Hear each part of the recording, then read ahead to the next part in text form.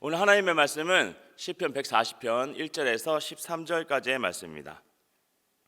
여호와여, 악인에게서 나를 건지시며 포악한 자에게서 나를 보전하소서. 그들이 마음속으로 악을 꾀하고 싸우기 위하여 매일 모이오며 뱀같이 그 혀를 날카롭게 하니 그 입술 아래에는 독사의 독이 있나이다. 셀라. 여호와여, 나를 지키사 악인의 손에 빠지지 않게 하시며 나를 보전하사 포악한 자에게서 벗어나게 하소서. 그들은 나의 걸음을 밀치려 하나이다. 교만한 자가 나를 해하려고 올무와 줄을 놓으며 길 곁에 그물을 치며 함정을 두었나이다. 내가 여호와께 말하기를 주는 나의 하나님이시니 여호와여, 나의 간구하는 소리에 귀를 기울이소서 하였나이다. 내 구원의 능력이신 주 여호와여, 전쟁의 날에 주께서 내 머리를 가려 주셨나이다. 여호와여, 악인의 소원을 허락하지 마시며 그의 악한 꾀를 이루지 못하게 하소서. 그들이 스스로 높일까 하나이다. 셀라. 나를 애워싸는 자들이 그들의 머리를 들 때에 그들의 입술의 재난이 그들을 덮게 하소서. 뜨거운 숯불이 그들 위에 떨어지게 하시며 불 가운데와 깊은 웅덩이에 그들로 하여금 빠져 다시 일어나지 못하게 하소서. 악담하는 자는 세상에서 굳게 서지 못하며 포악한 자는 재앙이 따라서 패망하게 하리이다. 내가 알거니와 여호와는 고난당하는 자를 변호해 주시며 궁핍한 자에게 정의를 베푸시리이다. 진실로인들이 주의 이름에 감사하며 정직한 자들이 주의 앞에서 살리이다. 아멘. 본문은 다윗의 시입니다. 전반부에는 악인에 대하여서 이렇게 기록을 하고 있습니다. 그들이 악인들이죠. 그들이 마음속으로 악을 꾀하고 싸우기 위하여 매일 모이오며, 악인은 마음속으로 악을 꾀하는 자라는 것입니다. 다시 말씀드리면은 겉과 속이 다르다는 것입니다. 이솝의 우화에 양의 탈을 쓴 늑대가 있지 않습니까? 늑대가 너무나도 굶주려서 꾀를 냅니다. 양의 탈을 쓰고 양의 무리 속에 들어가서 양을 잡아먹겠다는 것이었지 않습니까? 그래서 탈을 훔쳐서 뒤집어 쓰고 양의 무리 속에서 양들을 잡아먹습니다. 그런데 어느 날 양치기가 내일 준비할 요리를 위하여서 양을 한 마리 선택하지 않습니까? 그런데 하필이면은 양의 탈을 쓴 늑대가 선택되어서 나중에 목매어 죽였다는 그러한 내용입니다. 이 이야기는 성경에서 유래되었다고 합니다. 마태복음 7장 15절에 보면 이렇게 기록하고 있습니다. 거짓 선지자들을 삼가라. 양의 옷을 입고 너희에게 나아오나 속에는 노략질하는 일이라. 거짓 선지자들은 겉과 속이 다르다는 것입니다. 요즘에는 예수님의 이름을 사용하면서 자기를 따르게 하는 거짓 선생들이 얼마나 많이 있습니까? 신천지도 그렇겠고 이단들이 다 여기에 포함되지 않습니까?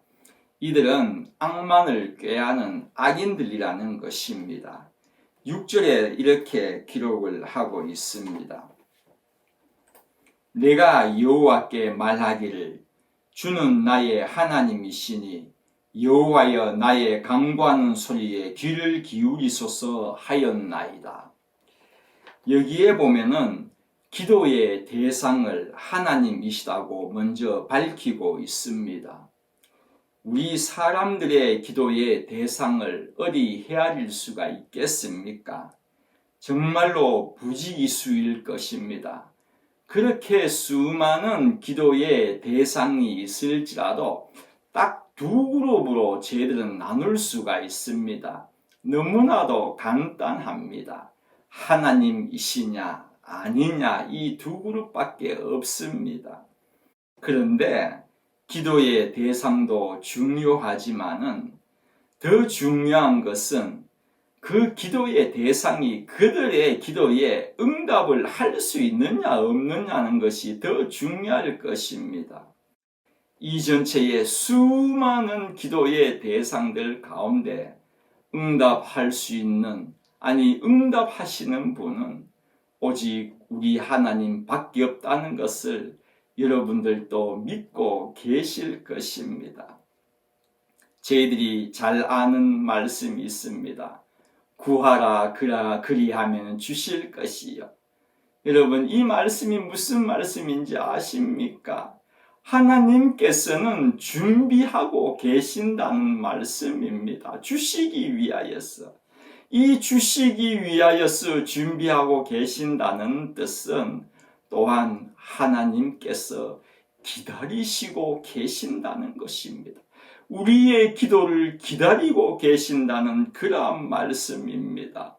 성도 여러분, 이 시간에도 하나님께서 우리의 기도에 응답하기 위하여서 기다리고 계신다는 것을 생각해 보십시오.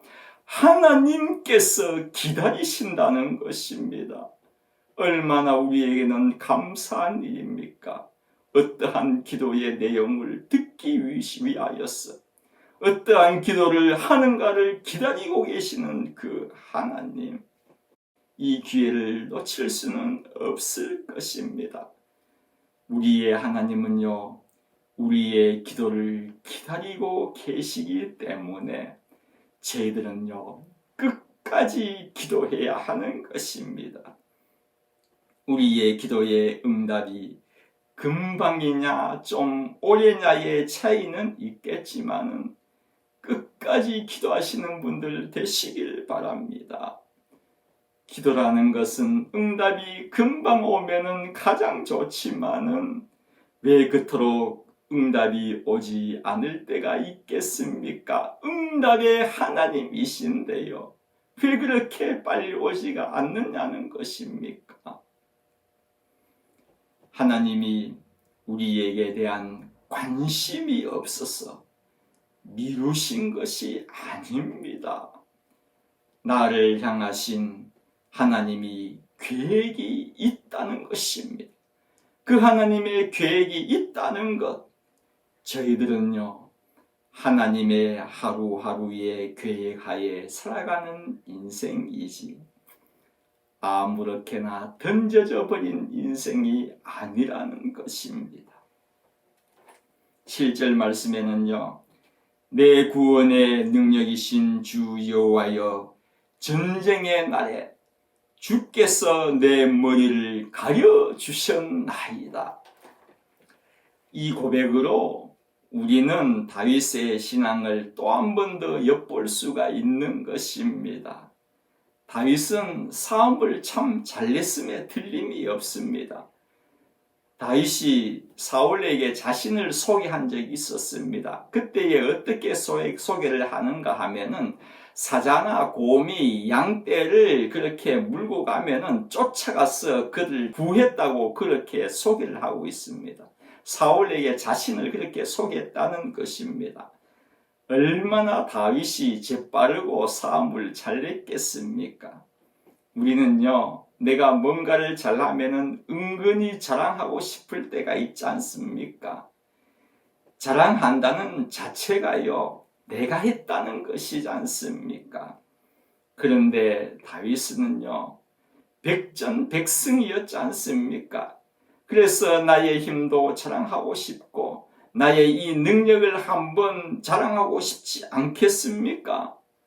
그러나 그는 싸움에서 이길 수 있었던 것은 한 번도 자신의 힘이나 지혜였다고 그렇게 말하지 않고 있습니다.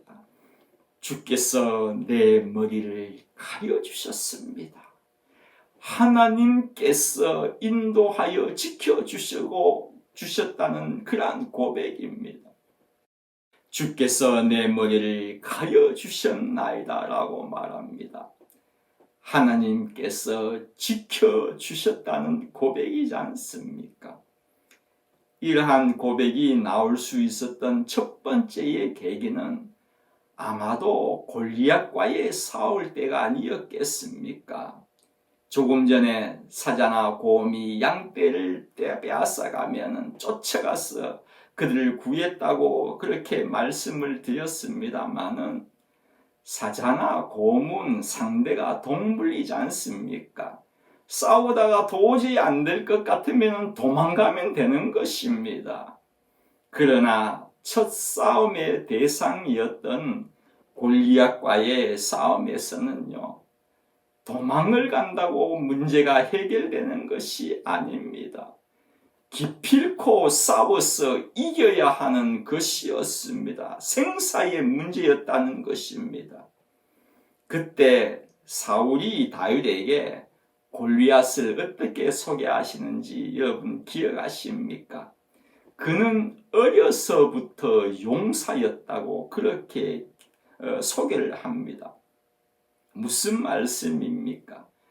골리앗은 용사로서 싸움을 잘하는데 너는 그렇지 않다는 것입니다. 너는 골리앗의 상대가 되지 않는데 왜 그와 싸우려고 하느냐는 것이죠. 그렇습니다. 사울에게 승리냐 패배냐의 잣대는요, 환경이냐 사람이냐였다는 것입니다. 그러나 다윗은요, 하나님께서 내 머리를 지켜주셨습니다. 이렇게 고백을 하는 것입니다. 시편에는요, 2번이나 우상에 대하여서 똑같은 말씀을 기록한 것이 있습니다. 입이 있어도 말하지 못하며, 눈이 있어도 보지 못하며, 귀가 있어도 듣지 못한다는 이 말씀을 2번이나 그렇게 기록하고 있습니다. 왜 2번이나 똑같은 말씀을 기록했겠습니까? 우리 하나님은요, 그들과 달리 의지하여야 할 뿐이라는 것을 강조한 것일 것입니다. 그러면서 시편 115편에는요, 계속하여서 이렇게 기록하고 있습니다. 9절부터 11절 말씀입니다. 이스라엘아, 여호와를 의지하라. 그는 너의 도움이시요 너희의 방패시로다. 10절 말씀입니다. 아론의 집이여, 여호와를 의지하라. 그는 너희의 도움이시요 방패시로다. 11절 말씀입니다. 여호와를 경외하는 자들아, 너희는 여호와를 의지하라. 그는 여호와의 도움이시요 너희의 방패이시니라. 하나님을 의지하여야 되는 것에 대하여서 이렇게 3번이나 강조하고 있습니다. 성경에는요, 똑같은 말씀이 3번 등장하면은 이것은 최상급입니다. 최상의 방법으로 이렇게 표현을 했다고 하는 것입니다. 그러면서 결론적으로 12절에는 어떻게 기록하고 있는지 아십니까? 15절 말씀입니다. 너희는 여호와를 의지하는 자들입니다. 너희는 천지를 지으신 여호와께 복을 받는 자로다. 천지를 지으신 분께로요. 왜 여기서 천지를 언급하셨겠습니까? 우리는 인생에게서 받는 복도 있을 것입니다. 나의 상사에게나 아니면은 주위의 많은 사람들부터 받는 도움, 복도 분명히 있을 것이지만은 그러한 도움이나 복은요, 그 사람의 역량만큼입니다. 더 받을 수가 없는 것입니다. 그러나 땅도 하늘도 이 모든 자연도 그 하나님께로라는 말씀은 성도 여러분이 이 하늘과 이 우주의 넓이와 길이를 측량할 수가 있습니까? 무한정입니다. 이 자연의 순리를 여러분들 이해할 수 있습니까? 다 깨달을 수가 있습니까? 무리입니다. 무한정을 이루시는 한정이 없으신 하나님을 강조한 말씀이 천지를 지으시니라는 것이란 말입니다. 그러기에 우리가 받는 복은요, 능력에 있어서 한정이 없으신 그 하나님으로부터 무한정으로 받는 것입니다. 너희에 대한 복은, 너희에 대한 복의 몫은 이것으로 끝이 아니라는 그런 말입니다. 하나님의 복은 우리의 상상을 분명히 뛰어넘고도 남음이 있습니다. 성도 여러분, 복받고 싶어 하지 않는 사람 아무도 없습니다. 그런데 많은 사람은요, 무엇이 문제인가 하면은 그 복이 어디에서 오는가를 알면서도 그 아는 것으로 그칠 때가 많다는 것이 문제입니다. 어디에서 오는가를 참으로 확실히 아신다면은 신앙의 태도는요, 분명히 달라지게 되어 있습니다. 저는 이번에 비전센터를 건립하는 것에 대하여서 많은 성도님들이 분에 넘치도록 작정을 하셨다는 이야기를 들었습니다. 왜 여러분들은 그렇게 하셨습니까?